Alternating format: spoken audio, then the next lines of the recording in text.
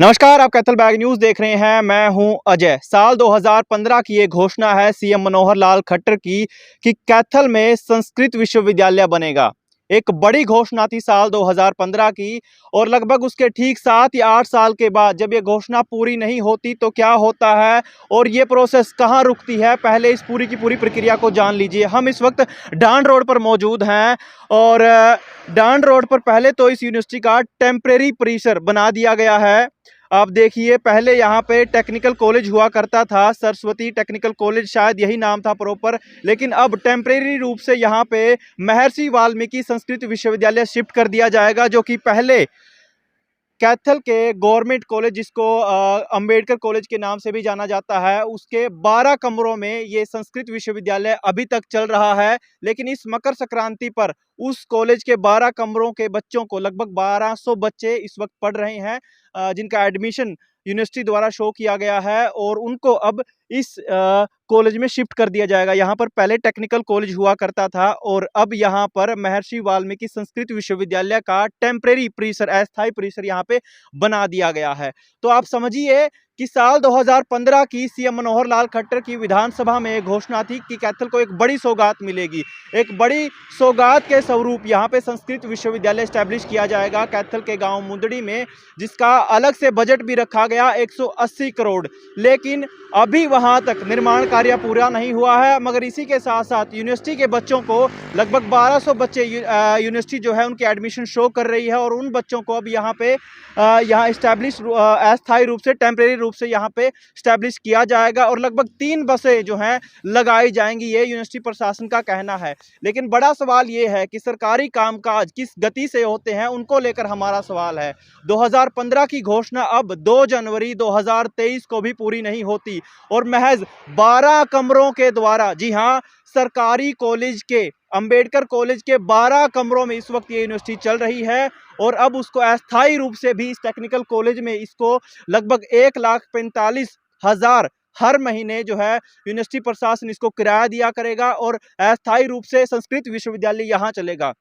लेकिन जब ये बड़ी घोषणा की गई थी सीएम मनोहर लाल द्वारा, तो तमाम इलाके के लोगों में खुशखबरी थी, ये खुशी की लहर थी, क्योंकि एक बड़ा एजुकेशन हब मिलने वाला था। जैसा कि कुरुक्षेत्र में कुरुक्षेत्र यूनिवर्सिटी है, एनआईटी है, तो ऐसा ही कैथल के लोगों को भी लगा कि एक बड़ी सौगात जो है विधानसभा द्वारा, हरियाणा सरकार द्वारा कैथल को मिली है। बड़ी खुशी थी, लेकिन वो खुशी की लहर कहीं ना कहीं नर्वसनेस में, उदासी में बदलने जा रही है, क्योंकि लगभग उसके 7 या 8 साल के बाद ये घोषणा पूरी नहीं हो रही, और संस्कृत यूनिवर्सिटी के बच्चों को यहाँ से वहाँ टेम्परेरी रूप से पढ़ाया जा रहा है। तो कितनी दुखदाई बात है। और एजुकेशन के लोग, क्योंकि हमारा अक्सर ये सवाल रहता है कि हम इलाके की स्वास्थ्य की खबरों को लेकर हो या फिर एजुकेशन की खबरों को लेकर हो, पब्लिक को जागरूक करते रहते हैं। तो इसी मुद्दे पर जब शिक्षा की बात आती है, क्योंकि ये कैथल को एक बड़ी सौगात थी, और बड़ी सौगात की बदौलत, क्योंकि एजुकेशन हब बनने वाला था, क्योंकि किसी भी इलाके में संस्कृत यूनिवर्सिटी का बनना या फिर सरकारी यूनिवर्सिटी का बनना एक बड़ी उपलब्धि मानी जाती थी। उसके आसपास लोगों को रोजगार मिलने के या रोजगार के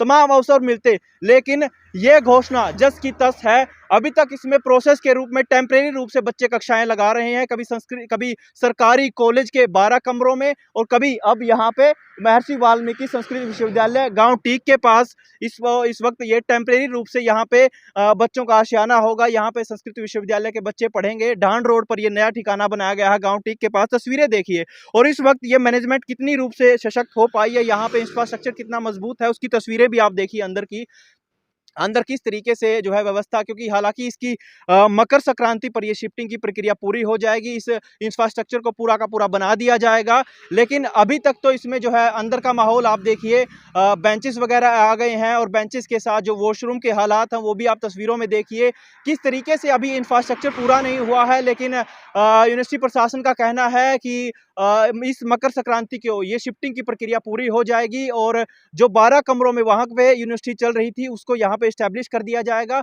और इसी के साथ साथ अगर यहाँ पे लगता है कि बच्चे ज्यादा हो जाते हैं और ये इंफ्रास्ट्रक्चर कम पड़ता है, तो हो सकता है 2 या 3 विभाग उसी कॉलेज में वापस रूप से वहीं पे संचालित किए जाएं। लेकिन फिलहाल तो टेम्परेरी रूप से आप देख सकते हैं, ये है कैथल की संस्कृत यूनिवर्सिटी। जी हाँ, यह है हरियाणा की, जिसको हरियाणा सरकार एक बड़ी उपलब्धि के तौर पर दिखा रही थी कि हम हरियाणा के कैथल जिले के गांव मुंदड़ी में संस्कृत विश्वविद्यालय बनाएंगे। लेकिन वो संस्कृत विश्वविद्यालय लगभग हर बार तारीख पे तारीख की भेंट चढ़ता जा रहा है। टेम्परेरी रूप से बच्चे कक्षाएं लगा रहे हैं, कभी सरकारी कॉलेज में, तो अब यहाँ पे लगाया करेंगे। तो अस्थायी रूप से यह परिसर बना दिया गया है, टेम्परेरी रूप से यहाँ पे परिसर बना दिया गया है डांड रोड पर, गांव टीक के पास। पहले यहाँ पर सरस्वती टेक्निकल कॉलेज हुआ करता था, जिसको अब जो है इस यूनिवर्सिटी का रूप दे दिया गया है। तो बच्चे अस्थायी रूप से यहाँ जो है कक्षाएं लगाया करेंगे। लेकिन इसी के साथ साथ यूनिवर्सिटी प्रशासन को लगभग 1,45,000 रुपये भी हर महीना जो यहाँ कॉलेज हुआ करता था उस कॉलेज का एडमिनिस्ट्रेशनल लेवल पर देने होंगे। लेकिन तैयारियां अभी पूरी नहीं हुई हैं और हो सकता है कि भविष्य में तैयारियां पूरी भी हो जाएं। लेकिन हमारा सवाल सरकार को कटघरे में खड़ा करना है। सरकार, क्योंकि ये घोषणा बड़ी थी और कैथल के लोगों को बड़ी सौगात मिलने वाली थी, लेकिन ये सौगात जो है इंतजार की भेंट चढ़ गई। हमारे यहाँ कैथल को एक बड़ी सौगात संस्कृत विश्वविद्यालय के माध्यम से मिलने वाली थी, एजुकेशन का बड़ा हब बनने वाला था। लेकिन ये एजुकेशन का हब, ये जो भविष्य की नीति देखकर तैयार की गई थी, ये किसकी भेंट चढ़ गई? आपका इसको लेकर क्या सवाल है और सरकार को आप किस तरह कटघरे में इसको लेकर खड़ा करना चाहते हैं? हमें कमेंट बॉक्स में जरूर कमेंट करके बताएं। फिलहाल कैथल बैग न्यूज़ के साथ मैं अजय।